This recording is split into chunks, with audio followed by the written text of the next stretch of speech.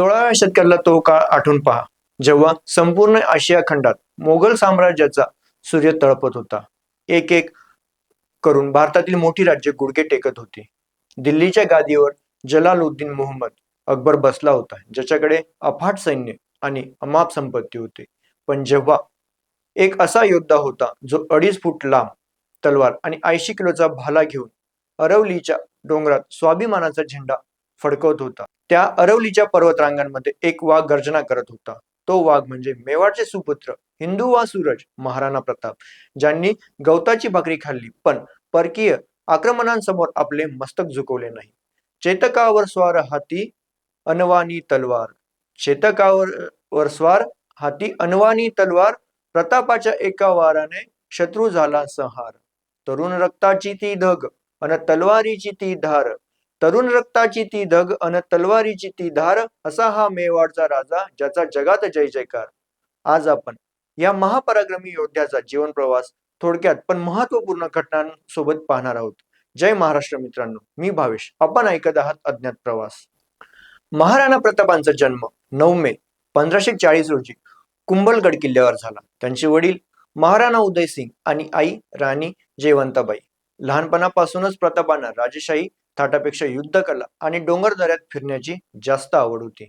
त्यांना प्रेमाने किका म्हटले जायचे. त्यांचा काळ असा होता की आजूबाजूचे अनेक राजे आपल्या मुलींचे लग्न मोगलांशी लावून तह करत होते. पण महाराणा प्रतापांच्या रक्तात बाप्पा रावळ आणि राणा सांगा यांचा वारसा होता. त्यांनी ठरवले होते की काही झाले तरी मोगलांचे दासत्व पत्करायचे नाही. जेव्हा प्रताप सिंहासनावर बसले तेव्हा त्यांच्या समोर फुलांची शेज नव्हती, तर काट्यांचा रस्ता होता. चित्तोडगड मोगलांच्या ताब्यात होता. प्रतापांनी राज्याभिषेकाच्या वेळी एक भीषण प्रतिज्ञा केली होती. ते म्हणाले होते, जोपर्यंत मी माझा चित्तोडगड परत मिळवत नाही तोपर्यंत मी सोन्या चांदीच्या ताटात जेवणार नाही, पलंगावर झोपणार नाही आणि राजवाड्याचे सुख उपभोगणार नाही.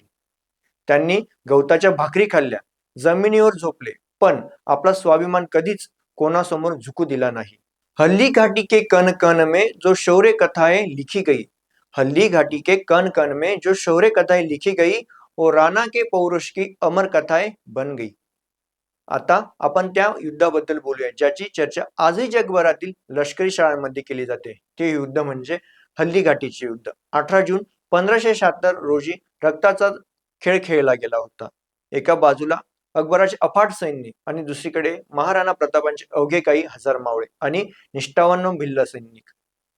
या युद्धात महाराणा प्रतापांचा पराक्रम पाहून मोगल सैन्य थरथर कापू लागले होते. जेव्हा महाराणा प्रतापांनी आपल्या तलवारीच्या एकाच वाराने बलोल खानला घोड्यासकट मधून कापले, तेव्हा जगाला समजले की हा माणूस नाही तर साक्षात काळ आहे. या युद्धाचा उल्लेख करताना त्यांच्या चेतक घोड्याला कसे विसरता येईल. चेतक जखमी असतानाही 22 फुटांचा ओढा ओलांडून आपल्या स्वामींचे प्राण वाचवले आणि स्वतःचे प्राण अर्पण केले. रणबीच चौकडी भर कर चेतक बन गया निराला था, रणबीच चौकडी भर कर चेतक बन गया निराला था, राणा प्रताप के घोडे से पड गया हवा का पाला था. आजही हल्लीघाटीची माती लाल दिसते, कारण ती महाराणा प्रतापांच्या आणि त्यांच्या सैन्याच्या रक्ताने न्हाऊन निघाली होती. हल्लीघाटीनंतर अकबराला वाटले की प्रताप हरले असतील, पण तो त्याचा भ्रम होता.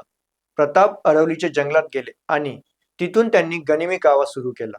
मोगलांच्या नाकी 9 आणले. अनेक वेळा त्यांच्या कुटुंबावर उपासमारीची वेळ आली. एकदा तर प्रतापांच्या मुलीच्या हातातली गवताची भाकरी एका रानमांजरांनी पळवून नेली. तेव्हा प्रतापांचे मन हेलावले, पण त्यांनी हार मानली नाही.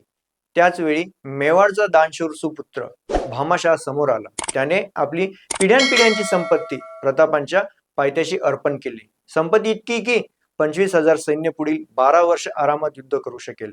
प्रतापांनी पुन्हा सैन्य उभारले आणि मोगलांच्या चौक्यांवर हल्ले चढवले. त्यांनी दिवेरच्या युद्धात मोगलांचा जबरदस्त पराभव केला आणि मेवाडचा बराचसा भाग पुन्हा मिळवला. 19 जानेवारी 1597 रोजी वयाच्या 57व्या वर्षी या वाघाची डरकळी शांत झाली. असे म्हणतात की जेव्हा महाराणा प्रतापांच्या निधनाची बातमी अकबराला कळाली तेव्हा तो आनंद साजरा करण्याऐवजी स्तब्ध झाला. त्याच्या डोळ्यात पाणी आले. तो म्हणाला, या जगात अनेक राज्ये आले आणि गेले, पण महाराणा प्रतापांसारखा चारित्र्यवान शत्रू पुन्हा होणार नाही.